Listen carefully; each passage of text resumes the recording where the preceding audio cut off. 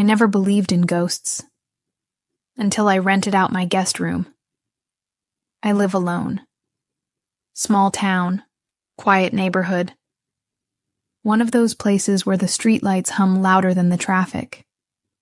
The kind of place where nothing ever happens, until it does. Was behind on mortgage payments. Car needed repairs. So I did what people do. I listed the guest room online for short-term stays. It wasn't long before I got a message. A man named Thomas. Said he'd be in town for a funeral.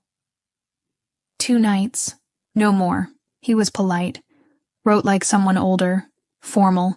He paid instantly, no negotiation. The message ended with, "Thank you for keeping the room ready." I froze when I read that. I never mentioned it was already made up, but I brushed it off. People say weird things. He arrived at 6:43 p.m. Sharp, no car, no suitcase, just a long, dark coat and a small brown paper bag. His shoes were dusty like he'd been walking for miles. His skin, too pale. His eyes, too quiet. He didn't smile. Not at first. Just looked at the house like he'd seen it before. "Nice place," he said finally. "Hasn't changed much." I didn't know what to say, so I just nodded and led him inside. The guest room was down the hall. Simple. Bed, dresser, desk by the window. He stepped inside. Didn't ask about the Wi-Fi. Didn't check the bathroom. Just stood there, staring at the walls like he was remembering something. "This will do," he said. Then he turned to me and added, "It's familiar." That night, I couldn't sleep. I kept thinking about the way he looked at the house. Like he wasn't just visiting. Like he was home. At around 2:13 a.m., I heard footsteps in the hallway. Slow. Measured. I thought maybe he was going to the kitchen or the bathroom. But they stopped. Right outside my door. I sat up, listening. Silence. Then, a soft creak. Not the hallway floor. The guest room door.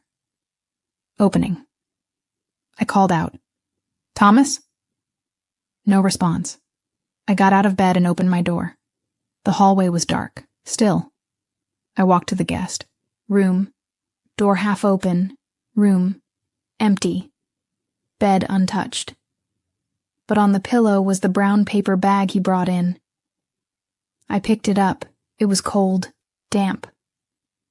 Inside were 3 items, a cracked pocket watch, a black and white photo of my house, dated 1978, and a tooth human. Yellowed, root still attached. Nearly dropped it. I knocked on the bathroom door. Nothing. Checked the front door. Still locked. He was gone, or hiding. But why leave the bag? Why leave that photo? I tried calling his number. It rang once. Then a whisper. He never left. I didn't sleep after that. Morning came slow and heavy. The guest room was still empty, sheets still neat. No signs of anyone sleeping there. I almost convinced myself it was a prank. Maybe someone else showed up pretending to be Thomas. Maybe I was being paranoid. But then I noticed something. The photo he left, the one from 1978, had more than just my house in it. There was a person in the front window. Tall. Standing. Still. Watching. That evening, just before sunset, I went to lock the guest room door. But it wouldn't budge. Like something on the other side was holding it shut. I pushed harder. The knob turned. The door swung open. The bed was unmade. Covers tossed. Sheet rumpled. damp, and on the mirror above the desk, a message written in something dark. I remember you. I swear to God I've never seen this man in my life, but the handwriting, it looked familiar, like mine, from when I was a kid. That night, I started hearing things, whispers, mumbling through the vents, my name, over and over, Daniel, Daniel. It wasn't coming from outside. It was coming from the walls. At 3:13 a.m., the lights flickered and went out.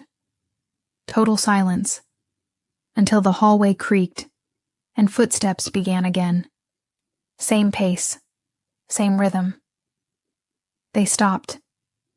At the guest room door. This time, it didn't creak. It slammed, hard enough to shake the floor. The next morning, I called the platform where I'd listed the room, told them I had a problem with a guest, that he'd disappeared.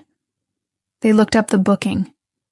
There was no record of it, no payment, no user named Thomas, nothing.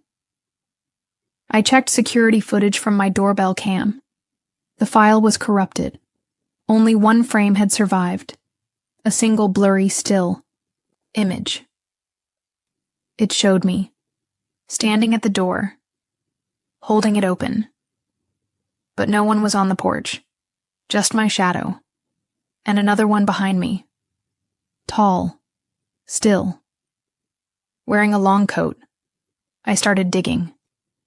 Searched Haven Road plus deaths, Haven Road plus disappearances. Found an article, local news, 1979. Man found dead in rented room. Suspect disappears. Photo attached. Grainy. But I recognized the house.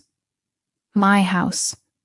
The suspect was never identified, but witnesses described him as tall, pale, wore a long coat, name unknown, believed to have used the alias Thomas. I locked the guest room permanently, nailed it shut. But every night, at exactly 3:13 a.m., I hear him. The door handle rattles. Footsteps in the hall. A voice through the vents. I remember you. I never left. Last week I found something strange in the backyard. A hole. Shallow. Like someone had started digging and stopped. Inside, a second paper bag. Identical to the first. Inside that bag, a photo of me. Sleeping. Taken from the foot of my bed. I don't rent the room anymore. I've sealed it completely, but the sound still comes, the knocks, the whispers. And last night, the door opened on its own. I was awake, watching it. There was no breeze, no draft, and no one on the other side. But when I stepped into the hall, the lights went out, and I felt breathing just behind me. This morning, the room was empty again. Except now, written on the wall in thick red letters. One more night. I don't know what I did. I don't know who he is or why he chose me. But I think I'm remembering things that never happened. Or maybe things I chose to forget. If you're watching this, don't rent your guest room to a man named Thomas. Don't trust anyone who says, it's familiar. And if you hear footsteps at 3:13 a.m., don't open the door. Because if you do, you might never close it again.